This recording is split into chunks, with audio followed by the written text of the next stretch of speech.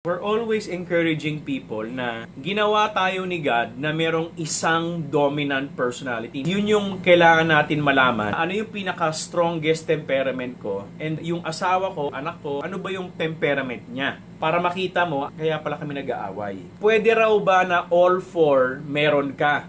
The answer is yes.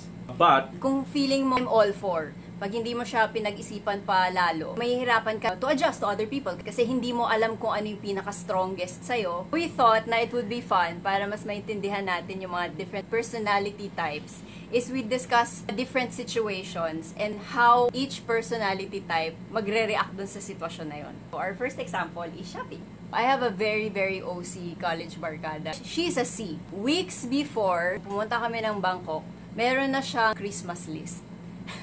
Nabibilhin niya sa Bangkok. Napakahaba ng listahan niya. And she would go through all the rows dun sa market. Kino-compare niya yung mga prices. Inikot niya yung buong market bago siya bumili ng even one thing.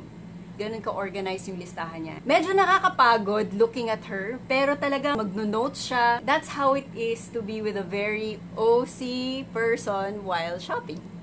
paano mag-shopping ang Carabao? Sinasabayan ko lang siya. Kami yung huling mag-give up. Bilang relaxed tsaka very supportive, ito yung dakilang sasama na daanan lahat ng damit na kailangan bilhin. Yung chicken, umpisa sasama siya pag fun. Pero dahil hindi nga niya gustong kutkutin yung mga bagay, aalis na yan. Ang pinakamabilis na aalis is the dominant. Very impatient. Rarely, mahirap samahan ng dominant yung OC. Kasi yung OC, ang dami pang dadaanan. Si dominant, basta nabili ko na yung kailangan ko, out na ako.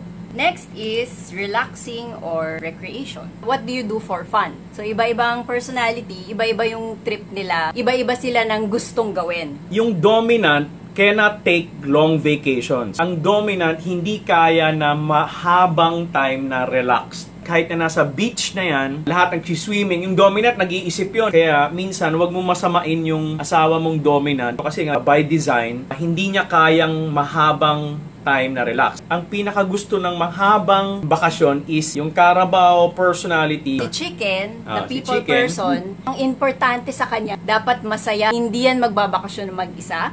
Maghahanap yan ng the most fun people to be with and the most exciting vacation. Yung environment dapat sobrang mataas ng energy. Mapapasama mo siya sa vacation kapag gustong-gusto niya yung tao. Mapapansin mo, siya yung pinakamahilig mag-selfie tsaka mag-picture. Actually, mag-FB totoo live. yan. Hi guys, ito yung vacation spot. Siya yung pasimuno ng group picture. Siya yung minsan uncomfortable na yung buong grupo na magpicture. Gusto pa rin niya magpa-picture. Usually, sa family nyo, kung sino yung member na pinakamaraming pictures sa FB or Instagram, yan ay Chicken na personality. Pinapakita lahat. Ano kinakain niya, sino kasama niya, gano'n. Yung Tarsier naman, sa vacation, yan. Anong sabi? Oh. Marami akong close na Tarsier. Ang napansin ko sa kanila, iba-iba sila ng trip. Pero ang bottom line sa kanilang lahat, yung mga vacations nila planado. For example, si Richard, pag pumunta kami sa Japan, meron siyang mga certain things na gustong gawin. Before kami umalis, naka-map out na anong station yung sasakyan, ilang places ang pwede nating puntahan within the day.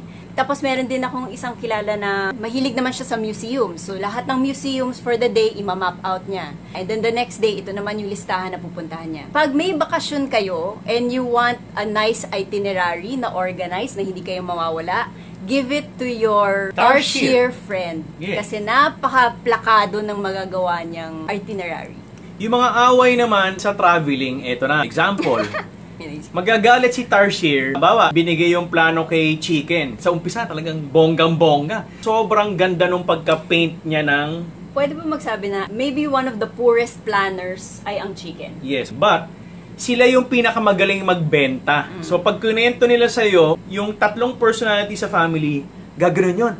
Wow! Sige, punta tayo doon. Pagdating nyo doon, walang gas yung stove. Parang hindi niya na-realize na 3 oras pala yung biyahe, tapos may boat ride pa. Pagdating niyo dun sa destinasyon, napakapagod niyong lahat. Ngayon, ang magagalit dyan, I think, is the Tarsier. Nakikita ngayon ni Tarsier na hindi mo inayos yung detalye.